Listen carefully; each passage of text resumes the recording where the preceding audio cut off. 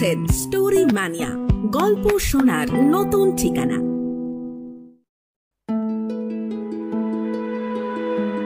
বাংলা সাহিত্যের কিছু রোমহর্ষক গল্পের সমন্বয় নিবেদিত আমাদের এই বিশেষ প্রচেষ্টা স্টোরি ম্যানিয়া। আজ আপনাদের জন্য রবি ঠাকুরের লেখা একটি সামাজিক গল্প পোস্টমাস্টার। গল্পের মূল চরিত্রে রয়েছে কথক, পোস্টমাস্টার এবং রতন। চলুন তবে এবার গল্পটা শুনে ফেলা যাক।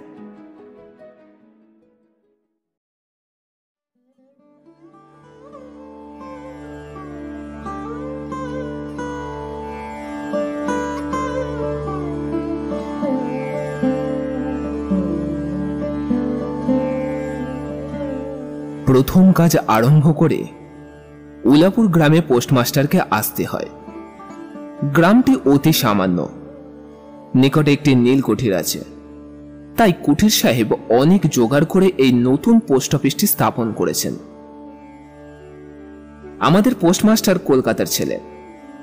জলের মাছকে ডাঙায় তুললে যেমন হয়, এই গণ্ডগ্রামের মধ্যে এসে পোস্টমাস্টারেরও সেই দশা উপস্থিত হলো। একখানি অন্ধকার আটচালের মধ্যে তার অফিস, অদূরে একটি পানাপুকুর এবং তার চারিপারে জঙ্গল। কুঠির, গোমস্তা প্রভৃতি যে সকল কর্মচারী আছে তাদের ফুরসত প্রায় নেই এবং তারা ভদ্রলোকের সাথে মিশবার উপযুক্ত নয়। বিশেষত কলকাতার ছেলে ভালো করে মিশতে জানে না। অপরিচিত স্থানে গেলে হয় উদ্ধত নয় অপ্রতিভ হয়ে থাকে। এই কারণে স্থানীয় লোকের সাথে তার মেলামেশা হয়ে ওঠে না। অথচ হাতে কাজ বেশি নেই। কখনো কখনো দু একটা কবিতা লিখতে চেষ্টা করেন। তাতে এমন ভাব ব্যক্ত করেন যে সমস্ত দিন তরুপল্লবের কম্পন এবং আকাশের মেঘ দেখে জীবন বড় সুখে কেটে যায়।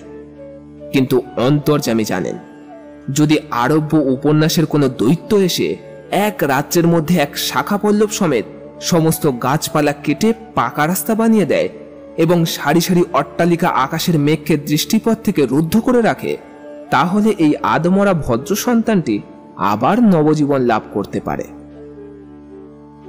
পোস্টমাস্টারের বেতন অতি সামান্য, নিজে রেঁধে বেড়ে খেতে হয় এবং গ্রামের এক পিতৃমাতৃহীন অনাথা বালিকা তার কাজকর্ম করে দেয়।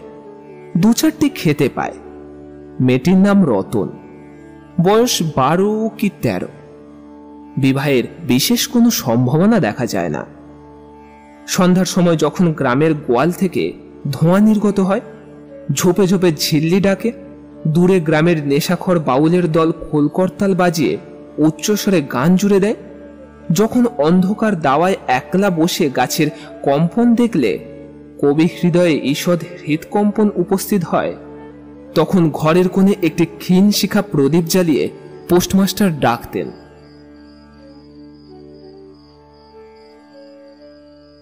রতন।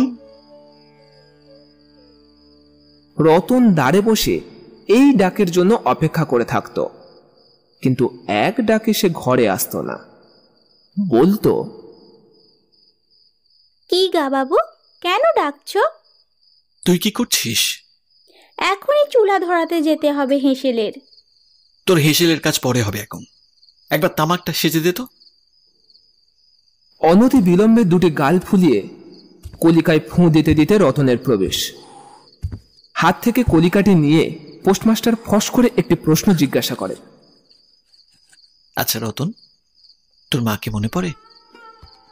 হে অনেক কথা, কতক মনে পড়ে, কতক মনে পড়ে না। মায়ের চেয়ে বাপ আমাকে বেশি ভালোবাসিত, বাপকে অল্প অল্প মনে আছে। পরিশ্রম করে বাপ সন্ধ্যাবেলায় ঘরে ফিরে আসত। তার মধ্যে দৈবাত দুই একটি সন্ধ্যার কথা তার মনে পরিষ্কার ছবির মতো আঁকা আছে। এই কথা হতে হতে ক্রমে রতন পোস্টমাস্টারের পায়ের কাছে মাটির উপর বসে পড়ত। মনে পড়ত তার একটি ছোট ভাই ছিল।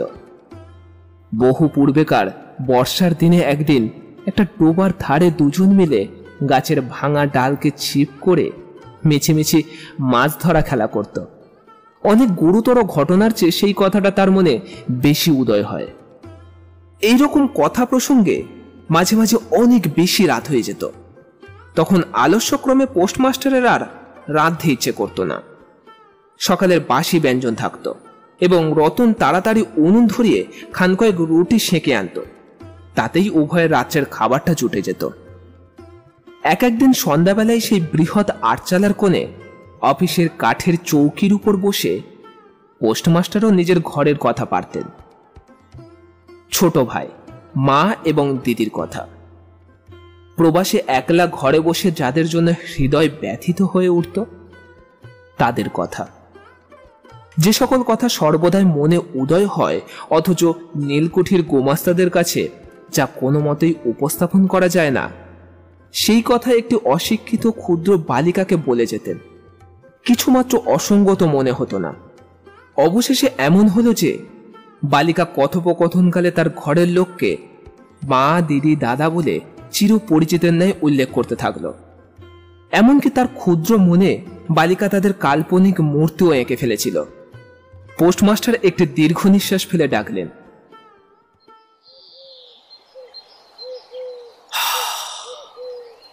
রতন। রতন তখন পেয়ারা তলায় পা ছড়িয়ে কাঁচা পেয়ারা খাচ্ছিল। প্রভুর কণ্ঠস্বর শুনে অবিলম্বে ছুটে এসে হাঁপাতে হাঁপাতে বলল, দাদাবাবু, দাদাবাবু ডাকছো? পোস্টমাস্টার বললেন, তোকে আমি একটু একটু করে পড়তে শেখাবো। এই বলে সমস্ত দুপুরবেলা তাকে নিয়ে স্বরে অ, স্বরে আ এই করে গেলেন এবং এই রকম অল্প দিনের মধ্যে যুক্ত অর উত্তীর্ণ হলেন।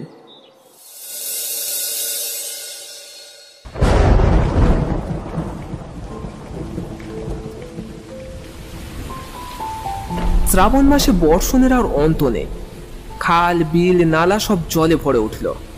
অহর্নিশ ভেকের ডাক ও বৃষ্টির শব্দ। গ্রামের রাস্তায় চলাচল প্রায় এক প্রকার বন্ধ হয়ে গিয়েছে। নৌকায় করে হাটে যেতে হয়। একদিন সকালবেলা থেকে প্রচণ্ড বৃষ্টি হচ্ছে।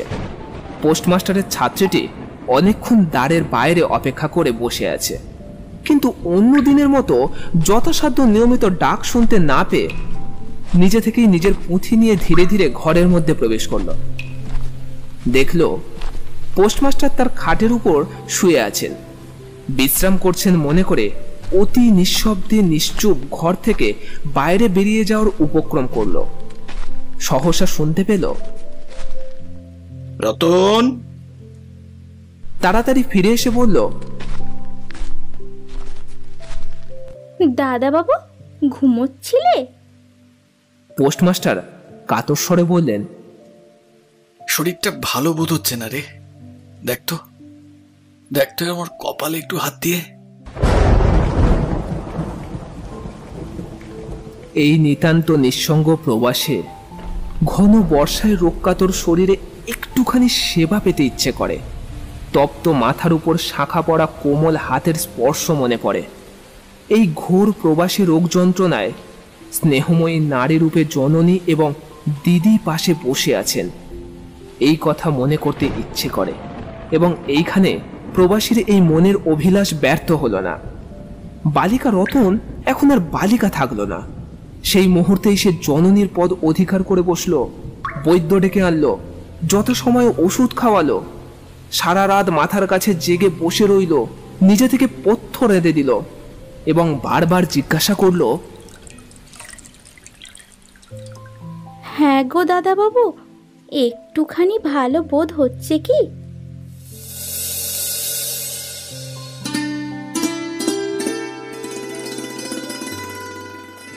বহুদিন পরে পোস্টমাস্টার ক্ষীণ শরীরে রোগশয্যা ত্যাগ করে উঠলেন।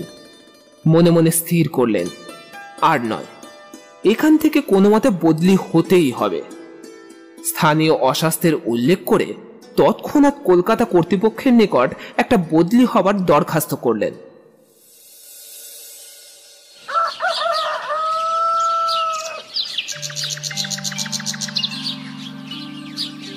রোগ সেবা থেকে নিষ্কৃতি পাওয়ার পর রতন দ্বারের বাইরে আবার তার স্বস্থান অধিকার করল, কিন্তু পূর্বের মতো তার আর ডাক পড়ল না। মাঝে মাঝে উঁকি মেরে দেখে পোস্টমাস্টার অত্যন্ত অন্যমনস্কভাবে চৌকিতে বসে অথবা খাটিয়ায় শুয়ে আছেন। রতন যখন আহ্বান প্রত্যাশা করে বসে আছে, তিনি তখন অধীর চিত্তে তার দরখাস্তের উত্তর প্রতীক্ষা করছেন। বালিকা দ্বারের বাইরে বসে সহস্রবার করে তার পুরনো পড়া পড়ল, পাছে যেদিন সহসা ডাক পড়বে সেদিন তার যুক্ত অয়ের সমস্ত গোলমাল না হয়ে যায়, এই তার আশঙ্কা ছিল। অবশেষে সপ্তাহখানেক পর একদিন সন্ধ্যাবেলায় তার ডাক পড়ল। রতন! উদ্বেলিত হৃদয়ে রতন গৃহের মধ্যে প্রবেশ করে বলল, দাদাবাবু, হ্যাঁ? আমাকে ডাকছিলে? রতন, কালই আমি যাচ্ছি। কোথায় যাচ্ছ দাদাবাবু? বাড়ি যাচ্ছি। আবার কবে আসবে? আর আসবো না। রতন আর তাকে কোনো কথা জিজ্ঞাসা করল না। পোস্টমাস্টার নিজে থেকে তাকে বললেন তিনি বদলির জন্য দরখাস্ত করেছিলেন, দরখাস্তের নাম মঞ্জুর হয়েছে, তাই তিনি কাজের জবাব দিয়ে বাড়ি যেতে যাচ্ছেন।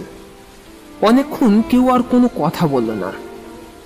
মিটমিট করে প্রদীপ জ্বলতে লাগলো এবং এক স্থানে ঘরের জীর্ণ চাল ভেদ করে একটি মাটির সরার উপর টপ টপ করে বৃষ্টির জল পড়তে লাগলো। কিছুক্ষণ পর রতন আস্তে আস্তে উঠে রান্নাঘরে রুটি করতে গেল। অন্যদিনের মতো তেমন চটপট হলো না। মনে হয় মাঝে মধ্যে তার মাথার মধ্যে কিছু ভাবনার উদয় হচ্ছিল। পোস্টমাস্টারের খাওয়া শেষ হলে রতন জিজ্ঞাসা করল, দাদাবাবু, আমাকে তোমাদের বাড়ি নিয়ে যাবে? পোস্টমাস্টার হেসে বললেন, সে কি করে হবে? ব্যাপারটা যে কি কি কারণে অসম্ভব তা তিনি রতনকে বোঝানো আবশ্যক বলে মনে করলেন না। সমস্ত রাত্রির স্বপ্নে এবং জাগরণে বালিকার কানে পোস্টমাস্টারের হাস্যধ্বনির কণ্ঠস্বর বাজতে লাগলো। সে কি করে হবে?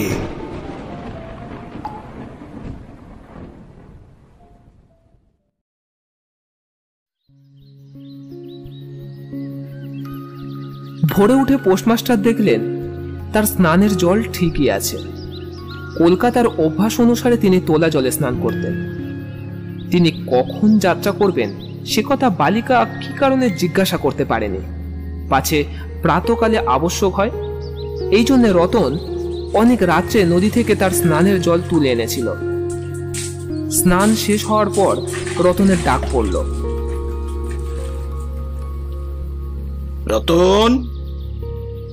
রতন নিঃশব্দে গৃহে প্রবেশ করল এবং আদেশ প্রতীক্ষায় একবার নীরবে প্রভুর মুখের দিকে চাইল। প্রভু বললেন, রতন, আমার জায়গায় যে লোকটি আসবেন তাকে বলে দিয়ে যাব। তিনি তোকে আমারই মতন যত্ন করবেন। আমি যাচ্ছি বলে তোকে কিচ্ছু ভাবতে হবে না। এই কথাগুলো যে অত্যন্ত স্নেহগর্ব এবং দয়ার্দ্র হৃদয় থেকে উত্থিত সে বিষয়ে কোনো সন্দেহই নেই। কিন্তু নারী হৃদয় কে বুঝবে?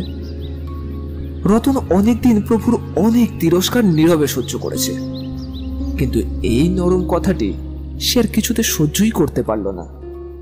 একেবারে উচ্ছ্বসিত হৃদয় তার কেঁদে উঠল, বলল,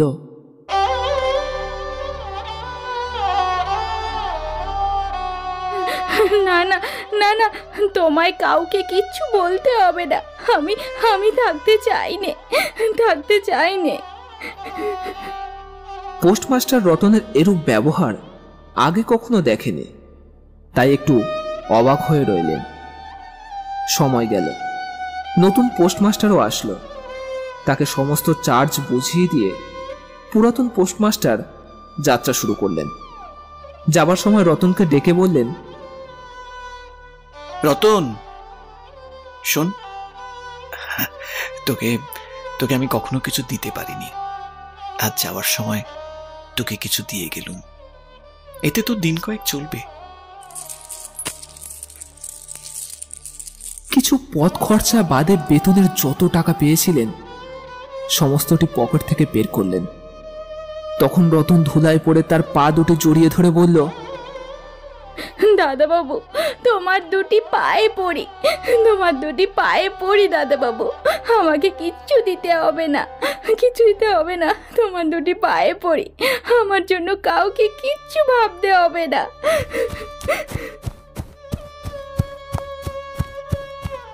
বলেই এক দৌড়ে সে সেখান থেকে পালিয়ে গেল। অবাক পোস্টমাস্টার নিঃশ্বাস ফেললেন।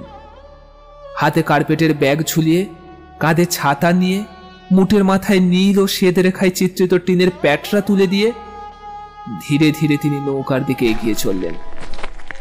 যখন নৌকায় উঠলেন এবং নৌকা ছেড়ে দিল, বর্ষায় বিস্ফারিত নদী ধরনের উচ্ছ্বলিত অশ্রুধারার মতো চারিদিকে ছলছল করতে লাগলেন। তখন হৃদয়ের মধ্যে একটা অত্যন্ত বেদনার অনুভব করতে লাগলেন। একটি সামান্য গ্রামবালিকার করুণ মুখচ্ছবি যেন এক বিশ্বব্যাপী বৃহৎ অব্যক্ত মর্ম ব্যথা প্রকাশ করছে। একবার নিতান্ত ইচ্ছে হলো ফিরে যাই, জগতের ক্রোড় বিচ্যুত সেই অনাথিনীকে সঙ্গে করে নিয়ে আসি। কিন্তু তখন পালে বাতাস পেয়েছে, বর্ষার স্রোত খরতর বেগে বইছে, গ্রাম অতিক্রম করে নদীগুলির শ্মশানগুলি দেখা যাচ্ছে এবং নদী প্রবাহে ভাসমান পথিকের উদাস হৃদয়ে এই তত্ত্বের উদয় হলো যে জীবনে এমন কত বিচ্ছেদ, কত মৃত্যু আছে, ফিরে ফল কি? পৃথিবীতে কে কার?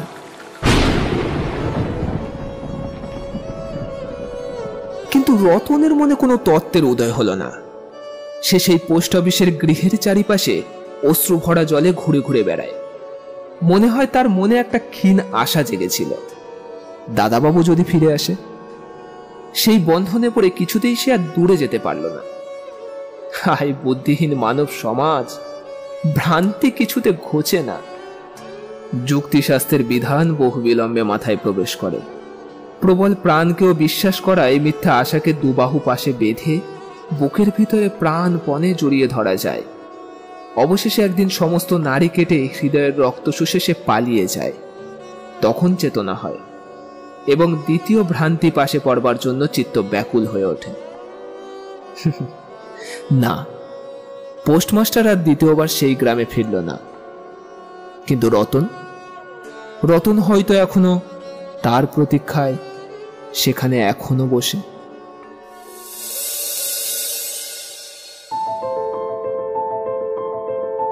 শুনছিলেন আজকের গল্প পোস্টমাস্টার। কথকের ভূমিকায় তুহিন, রতনের ভূমিকায় প্রত্যুষা, পোস্টমাস্টারের ভূমিকায় রাজ, আর সাথে সূত্রধরের ভূমিকায় আমি খুশি। এখন এই পর্যন্ত। পরের বার আরো এক রোমহর্ষক গল্প নিয়ে হাজির হব আমরা।